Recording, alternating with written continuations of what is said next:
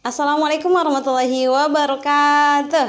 Welcome back to my YouTube channel di Master Rumus Fisika. Apa kabar adik-adik? Pasti dalam keadaan sehat ya. Bersyukur kepada Allah Subhanahu wa taala dengan mengucapkan alhamdulillahirabbil alamin. Shalawat dan salam kepada Rasulullah dengan mengucapkan Allahumma sholli ala sayidina Muhammad wa ala ali sayidina Muhammad. Nah, di video kali ini Kak Ulfa akan membagikan informasi tentang daftar prodi SNMPTN di masing-masing universitas di Indonesia. Nah, jadi kali ini Kak Ulfa akan membahas satu persatu ya, yaitu kita mulai dari Universitas Negeri Medan atau dikenal sebagai Unimed. Nah, tapi sebelum ke sana, kakak harus membawakan dulu informasi mengenai perkuliahan atau perguruan tinggi negeri. Di mana di Sumatera Utara terdapat 3 perguruan tinggi negeri seperti video sebelumnya yang sudah kakak bahas di sini di info terbaru tentang SNMPTN ya, dimana universitas itu di Sumatera Utara ada 3, yaitu Universitas Sumatera Utara, kemudian Universitas Negeri Medan, kemudian Universitas Islam Negeri Sumatera Utara. Nah, jadi adik-adik harus tahu nih, sebelum memilih jurusan, kalian harus tahu jenis-jenis jurusan apa saja yang ada di universitas tersebut. Nah, dikenal dengan kata prodi, program studi. Jadi, di video kali ini Kak Ulfa akan memaparkan prodi-prodi yang ada di setiap kampus. Kita mulai dari Unimed ya. Baik, ya adik-adik, sebelum masuk ke ujian, kalian harus tahu dulu nih, kalau ujian SNMPTN nanti yang akan dilakukan di bulan berapa tuh? Di video sebelumnya udah ada kakak buat jadwalnya kan. Nah, di situ akan dibagi 2 prodi, yaitu Seshum dan juga Saintek. Harus kalian tahu anak IPA itu kemana, anak IPS itu kemana. Pastinya anak IPA akan masuk ke Saintek, Sains dan Teknologi. Begitu juga dengan teknik. Kemudian Soshum itu adalah sosial dan human. Human itu berarti bahasa, kemudian sosial, kemudian tentang luar sekolah. Itu semuanya masuk ke Soshum. Jadi kalian harus tahu nih, anak IPS masuknya kemana nih, anak IPA masuknya kemana ya. Jadi di Universitas Negeri Medan terdapat 51 prodi. Banyak ya. Nah, diantaranya ada Soshum dan juga Saintek. Nah, di sini ternyata Saintek itu hanya 19 prodi di Universitas Negeri Medan. Sedangkan yang untuk Soshum adalah selebihnya. Banyak ya. Nah, di sini kakak akan jabarkan, tapi kakak sudah buat dalam bentuk tulisan supaya kalian tahu nanti persentasenya kelulusan, ya. Jadi, sebelum kita lanjut video ini, yang belum subscribe, yang baru gabung, silahkan tekan lonceng notifikasi di subscribe ya. Oke. Nah, di sini kakak akan membacakan satu-satu karena kakak pun tidak hafal ya 51 prodi ini. Yang pertama ada pendidikan matematika. Di sini kakak kelompokkan berapa kelompok. Yang pertama itu adalah prodinya, kemudian daya tampung, kemudian peminat dan juga persentase kelulusan kalian nantinya. Di sini yang pertama adalah pendidikan matematika. Pendidikan matematika berdasarkan data di tahun 2021 ternyata daya tampungnya adalah 54. Sedangkan peminatnya adalah 823. Jadi kalian harus tahu tuh 823, sedangkan yang diambil di bangku SNMPTN adalah 54. Nah, persentase kelulusannya bagaimana Kak Ulfa? Persentase kelulusannya adalah daya tampung dibagi dengan peminat dikali dengan 100%. Kakak ulangi ya, daya tampung dibagi dengan peminat dikali dengan 100%. Contoh nih, pendidikan matematika ya. Di sini kakak buat pendidikan matematika itu peminatnya adalah 823, sedangkan daya tampung SNMPTN adalah 54. Maka persentasenya adalah 54 dibagi dengan 823 dikali dengan 100%. Maka persentasenya adalah 6,5%. Jadi kelulusan kalian di bangku SNMPTN untuk ngambil jurusan pendidikan matematika adalah 6,5. Nah, caranya seperti itu ya. Untuk ke bawah nanti kakak cukup gambarkan di sini saja, tak perlu kakak panjang lebar. Nah, kalian tahu caranya, daya tampung ya dibagi dengan peminat dikali dengan 100%. Itu untuk persentase kelulusan kalian. Kak, 54 banyak ya? Iya banyak, tapi seluruh Indonesia. Dan yang paling diutamakan adalah putra daerah SMA yang domisilinya di Sumatera Utara. Sudah kakak bahas di video sebelumnya. Yang belum tonton silahkan tonton ya. Jadi Kak, kalau daya tampungnya 54 bagaimana? Nah, sebelum lanjut ke bawah, kakak mau jabarkan nih. Di Universitas Negeri Medan itu, kakak kan alumni dari Universitas Negeri Medan di tahun 2011. Kakak selesai kuliah di tahun 2015, 4 tahun kakak pendidikan di sana. Jadi, ada 3 jalur masuk perguruan tinggi negeri Universitas Negeri Medan. Yang pertama itu adalah jalur SNMPTN atau undangan ya. Jadi bangkunya itu yang diisi adalah 54. Yang kedua adalah jalur SBMPTN yaitu UTBK, ujian tulis berbasis komputer. Di sini yang paling banyak. Jadi yang ketiga itu adalah jalur mandiri. Jalur mandiri itu adalah kebijakan kampus. Jadi ini digabung begitu. Jadi waktu kakak kuliah itu untuk program studi di MIPA ya, kakak kan pendidikan fisika. Jadi di situ ada 4 nih. Ada matematika, ada pendidikan fisika, kemudian ada kimia, ada juga biologi. Pendidikan ini yang untuk IPA itu juga ada pendidikan, ada yang non pendidikan gitu. Jadi dalam satu pendidikan matematika misalnya ya, pendidikan matematika itu terdapat lebih kurangnya 5 kelas. 3 kelasnya itu adalah reguler, yaitu yang pendidikan matematika. Pendidikan matematika A, B, C. Kemudian yang keempat itu adalah jalur mandiri, pendidikan matematika ekstensi gitu. Nah, sedangkan yang kelima itu adalah matematika, ilmu matematika. Jadi ada 5 kelas untuk program studi. Atau nanti kalau kalian kuliah ada dikatakan jurusan dan juga program studi. Jadi jurusan itu adalah jurusan matematika, program studinya ada 2. Ada program studi pendidikan matematika, ada program studi matematika, seperti itu. Jadi kemungkinan untuk matematika saja di Universitas Negeri Medan punya 5 kelas. Kita rata-ratakan saja jumlah mahasiswanya adalah 30. Jadi satu angkatan itu untuk matematika adalah 3 kali 5, 150 mahasiswa. Begitu untuk melihat peluang kelulusan kalian di suatu universitas. Seperti itu ya. Nah, ini sudah berapa menit ya? Kalau kita ngomong seperti ini aja. Oke, sudah 6 menit ya. Jadi kakak lanjutkan dulu. Nah, untuk pendidikan matematika tadi 54, daya tampung sedangkan peminatnya adalah 823. Nah, di sini persentase kelulusan adalah 6,5%. Nah, jurusan yang kedua ternyata ada pendidikan biologi. Nah, kelulusannya adalah 5,9%. Peminatnya 36. Peminatnya adalah 610, sedangkan daya tampungnya adalah 36. Maka kelulusannya adalah 5,9%.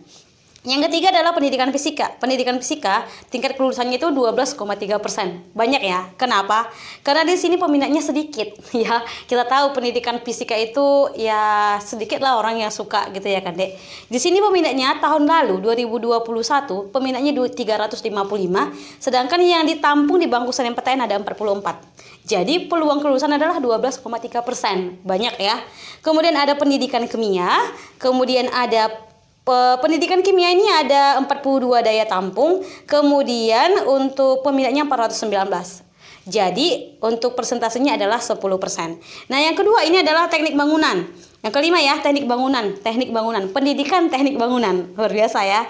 Untuk kelulusannya adalah 28%. Kalian bisa lihat di sini 28%, karena peminat itu 128, yang ditampung 22. Banyak. Ya, jadi kalau mau lulus cari peluang yang lebih tinggi persentasenya. Kemudian ada lagi teknik elektro. Teknik elektro juga 20% kelulusannya. Yang peminatnya cuma 80, sedangkan yang ditampung 16. Oke, kemudian ada kimia. Kimia daya tampungnya adalah 18, sedangkan peminatnya adalah 115. Maka peluang kelulusannya adalah 15,6%. Kimia dengan pendidikan kimia bedanya di mana, Kak? Kimia itu artinya adalah ilmu kimia. Sedangkan pendidikan kimia itu adalah yang dilatih menjadi guru kimia gitu. Jadi kalau kimia itu bisa bekerja di industri, di pabrik, di lab, di analisis, di farmasi, begitu ya. Nah, kemudian ada lagi biologi. Sama, biologi ini berarti ilmu biologi. Biologi itu tingkat kelulusannya adalah 11,3%. Sedangkan untuk ilmu keolahragaan, ini banyak nih ilmu keolahragaan. Tapi sayang sekali ilmu keolahragaan ini ada portofolionya. Jadi wajib punya sertifikat untuk mendukung kelulusan kalian gitu ya kan. Ilmu keolahragaan untuk bangku SNMPTN banyak sekali ya. Untuk bangku SNMPTN saja mereka butuh 33 kursi. Sedangkan peminat di tahun lalu itu cuma 42. Kok sedikit, Kak? Nah, untuk olahraga nanti banyak jenis-jenisnya ya. Nanti Kakak jabarkan lagi di sini. Jadi di sini tingkat kelulusannya adalah 78%. Bayangin, 33 yang diambil, yang daftar cuma 42. Berarti 78% kalian sudah lulus di sini, gitu ya. Kemudian apa lagi? Fisika. Ini fisika ya. Fisika itu 16 untuk daya tampung, sedangkan peminat 79, maka persentase kelulusan adalah 20%. Lalu apa lagi? Pendidikan teknik otomotif. Tingkat kelulusan adalah 80%. Kemudian gizi. Ini banyak nih gizi ya. Perhatikan nih. Untuk gizi ini jurusan baru sebenarnya. Waktu kakak masih mahasiswa di Universitas Negeri Medan tahun 2011 sampai tahun 2015 ini belum ada, ini baru nih. Tapi kalau ini baru, peminatnya juga banyak. Mungkin ini bakal cepat akreditasinya. Coba kita lihat ya. Peminatnya itu ada 545. Sedangkan yang diterima di sini untuk bangku SNMPTN yang mengisi hanya 22. Artinya 22 dibagi dengan 545 itu hanya 4%. Jadi kelulusan kalian hanya 4%. Jadi orang yang daftar itu 545, sedangkan yang diterima adalah 22 saja. Bangku SNMPTN, masih ada bangku yang lain. Ada UTBK, ada juga jalur mandiri. Jadi jangan putus harapan. Lanjut ya. Kemudian ada yang baru lagi nih, teknik elektro. Teknik elektro yang diterima 20, peminatnya 177, maka persentasenya adalah 11%. Nah, yang kemudian ini adalah teknik sipil. Teknik sipil, ini banyak nih, kalau teknik sipil di USU banyak banget peminatnya. Tapi teknik sipil di Universitas Negeri Medan dibutuhkan 24, sedangkan peminatnya adalah 280. Maka kelulusannya berapa persen Kak Ulfa? Kelulusannya adalah 24 dibagi dengan 280 dikali dengan 100%. Nilainya adalah 8%. Jadi kelulusan di sini adalah 8%. Oke ya. Kemudian ada yang baru lagi, pendidikan TIK. Pernah dengar? Ya, TIK itu adalah teknologi informatika dan komputer. Jadi guru TIK gitu loh. Nah, tapi karena ini masih baru, peminatnya juga banyak. Nah, perlu kalian catat, kalau pendidikan TIK ini bisa bekerja di administrasi, kemudian bisa menjadi operator sekolah, bisa menjadi guru TIK di sekolah. TIK itu sekarang sudah diajarkan mulai dari SMP, SMA. Jadi peluangnya banyak sih sebenarnya ya. Jadi untuk guru TIK ini, perhatikan, peminatnya 425. Yang ditampung hanya 19 dari bangku SNMPTN. Maka persentase kelulusannya hanya 4%. Hanya 4%. Tapi masih banyak ya tim seleksi yang lain, UTBK dan juga jalur mandiri. Jangan khawatir. Nah, yang baru lagi nih ada ilmu komputer, program studi ilmu komputer. Ini juga baru. Kalau ilmu komputer ini berarti bukan pendidikan, beda dengan TIK tadi. Kalau TIK itu memang dibina untuk menjadi guru, tapi kalau ilmu komputer ini ya udah ilmu komputernya, begitu ya kan. Jadi ilmu komputer ini sama dengan pendidikan TIK tadi, yang dibutuhkan dari SNMPTN ada 19 orang. Sedangkan peminatnya adalah 461. Banyak ya, 461. Persentase kelulusannya adalah 4%, sama dengan yang tadi. Baik, nah yang terakhir dari jurusan Saintek yaitu pendidikan IPA. Wah, baru nih, kakak dulu nggak ada tuh pendidikan IPA. Jadi pendidikan IPA itu bagaimana? Sebenarnya gini, karena adanya kurikulum baru yaitu kurikulum 2000 Kurnas ya, itu Kurnas 2013 dulu ya namanya ya. Udah lama banget, sekarang udah 2022 ya kan. Nah, jadi kurikulum terbaru itu IPA untuk anak SMP digabungin fisika, kimia, biologi. Waktu kakak masih SMP 2008 itu dipisah, fisika ya fisika, kimia ya kimia, ya kan? Biologi ya biologi, seperti itu. Dan lebih efektif kalau menurut kakak. Tapi program studi IPA ini khususnya sama SMP dan juga SD kemungkinan peluang kerjanya. Tapi kita nggak tahu kebijakan pemerintah bagaimana. Mana yang lebih diutamakan, guru dari jurusan biologi, jurusan pendidikan fisika, pendidikan kimia yang bisa mengajar di bagian IPA di SMP. Kita nggak tahu diprioritaskan yang mana gitu ya kan. Nah, gak usah berlama-lama di situ. Kita ambil untuk kelulusannya. Ternyata di sini daya tampung program studi IPA ya, prodi pendidikan IPA ada 14. Sedangkan peminatnya adalah 327. Banyak ya. Jadi 327 ini dibagi dengan 14 dibagi dengan 327 kali 100% hasilnya adalah 4%. Maka 4% lah kemungkinan kalian lulus di program studi Saintek terbaru ini. Jadi yang terbaru itu mulai dari gizi, teknik elektro, teknik sipil, pendidikan TIK, ilmu komputer dan juga pendidikan IPA. Nah itu ya. Jadi adik-adikku sekalian, bagi yang IPA di Unimed itu jurusannya hanya yang 19 ini. Karena tadi disarankan jangan lintas jurusan. Tapi mengejutkannya lagi, kakak juga baru tahu nih, ternyata sosum itu lebih banyak jurusannya.